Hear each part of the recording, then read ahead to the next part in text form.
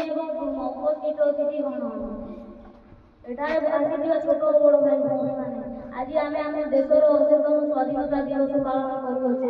1947 ମସିହା ଅଗଷ୍ଟ 15 ତାରିଖରେ ଆମ ଦେଶ ସ୍ୱାଧୀନ ହୋଇଥିଲା। ସେଦିନଠୁ ଆମ ଦେଶର ପ୍ରତ୍ୟେକ ଲୋକ ଜାତୀୟ ପତାକା ତଳେ ଛିଡ଼ା ହୋଇ ଜାତୀୟ ସଙ୍ଗୀତ ଗାନ କରି ସ୍ୱାଧୀନତା ଦିବସ ପାଳନ କରିଥାନ୍ତି। ଦୀର୍ଘ 200ରୁ ଅଧିକ ବର୍ଷ ଧରି ଆମ ଦେଶକୁ ଶାସନ କରିଥିବା ଇଂରେଜମାନଙ୍କ କବଳରୁ ମୁକ୍ତ କରିଥିବା ସ୍ୱାଧୀନତା ସଂଗ୍ରାମୀମାନଙ୍କ ଯେତେ ପ୍ରଶଂସା କଲେ ମଧ୍ୟ ଅତ୍ୟୁକ୍ତି ହେବ ନାହିଁ। ସେଥିମଧ୍ୟରୁ ଆମ ଜାତିର ପିତା ମହାତ୍ମା ଗାନ୍ଧୀ, ସୁଭାଷ ଚନ୍ଦ୍ର ବୋଷ, ସର୍ଦ୍ଦାର ବଲ୍ଲଭଭାଇ ପଟେଲ, ଭଗତ ସିଂ, ରାଣୀ ଲକ୍ଷ୍ମୀବାଇ ଏମିତି ବହୁ ବୀରମାନଙ୍କର ଅବଦାନ ରହିଛି ଆମ ଭାରତକୁ ସ୍ୱାଧୀନତା କରିବାରେ। ଏହି ବୀରମାନଙ୍କର ଦୃଢ଼ ମନୋବଳ ଯୋଗୁଁ ଆମ ଭାରତ 1947 ମସିହା ଅଗଷ୍ଟ 15 ତାରିଖରେ ସ୍ୱାଧୀନତା ଲାଭ କଲା।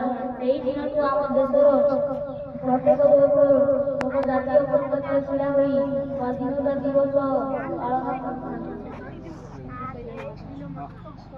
ତାହେଲେ ଟିକେ ଦିଅ ପିଲାମାନେ।